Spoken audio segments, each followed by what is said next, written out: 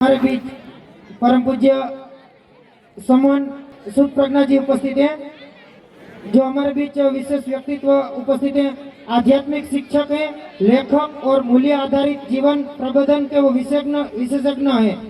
और राजस्थान में master degree के बाद उन्होंने संन्यास लिया है। सेना अधिकारियों, सुधार संस्थानों, कैदियों के सामने 100 से भी अधिक सेमिनार एवं शिविर आयोजित किया है।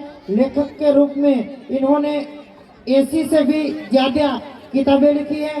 अंतर्राष्ट्रीय स्तर पर रूस, जापान, ऑस्ट्रेलिया, ब्रिटेन सहित 30 से अधिक देशों में इस गुरुजी ने यात्रा की है और शांति और आध्यात्मिकता और मूल्य आधारित जीवन का संदेश पूरे विश्व में प्रसारित किया है।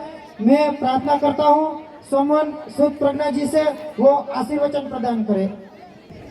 मंच पर उपस्थित अधिकारीगण, मारी सामे उपस्थित सौ एनसीसीના બાળકો અને એની સાથે સાથે સીઆઈએસએફના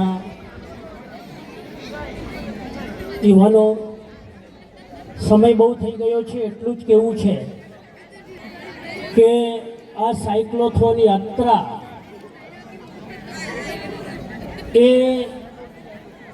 सीआईएसएफના अधिकारीઓએ એક સંદેશ આપ્યો છે દેશને કે અમે માત્ર હથિયારો દ્વારા નહીં, પરંતુ ફિટનેસ, શિસ્ત અને જનજાગૃતિ દ્વારા પણ દેશની સુરક્ષા કરી શકીએ છીએ।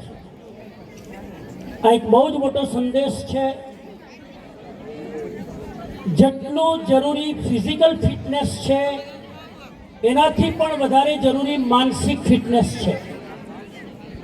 માણસનું શરીર કમજોર પડે એનાથી પણ વધારે જ્યારે માણસનું મન કમજોર પડે છે, ત્યારે ગમે એટલું હઠ્ઠું કટ્ટું શરીર હોય તો પણ એ કામ કરતું નથી। માનસિક સ્થિરતા, માનસિક દ્રઢતા, માનસિક સંકલ્પ એ સૌથી વધારે જરૂરી છે અને એના માટે पॉजिटिव विचारधारा बहुत जरूरी है। ठीक कहा है किसी ने, सोच को बदलिए तो सितारे बदल जाएंगे, सोच को बदलिए तो सितारे बदल जाएंगे, और नजर को बदलिए तो नजारे बदल जाएंगे। सोच को बदलिए तो सितारे बदल जाएंगे, और नजर को बदलिए तो नजारे बदल जाएंगे। किश्तियां बदलने की जरूरत नहीं है, दिशा को बदलिए, किनारे बदल जाएंगे। आवश्यकता है दिशा को बदलने की, किनारे बदलने की जरूरत नहीं। दिशा बदलो, किनारे अपने आप बदल जाएंगे।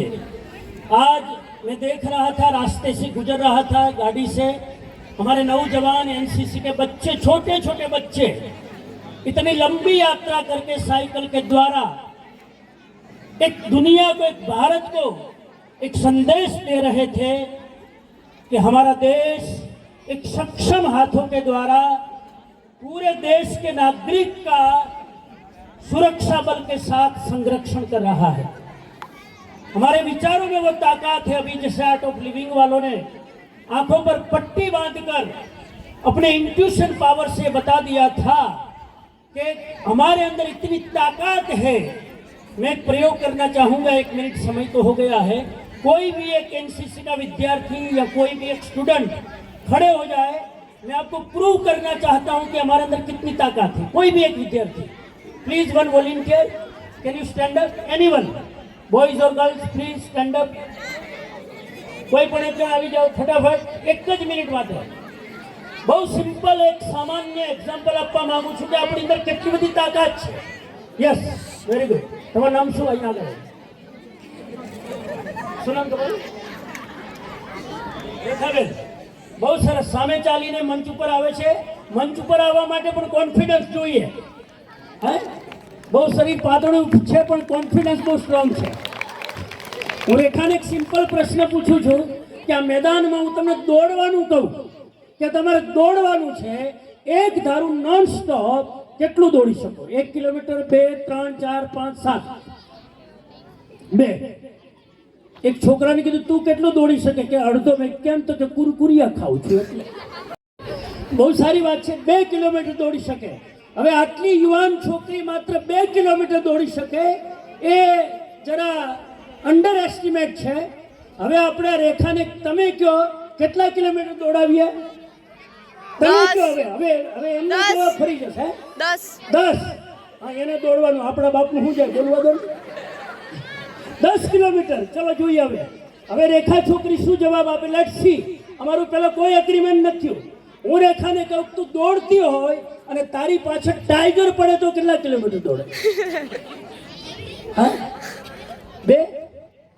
પછી ઊભી રહી જાય કેટલા કિલોમીટર? કેટલા? કે પાછળ ટાઈગર હોય ત્યાં સુધી. હવે ટાઈગર તો પાછળ જ છે, એને 4 પગ છે ને આપણે 2 પગ છે. જીતવાનું એ જ છે, આપણે હારવાના છીએ.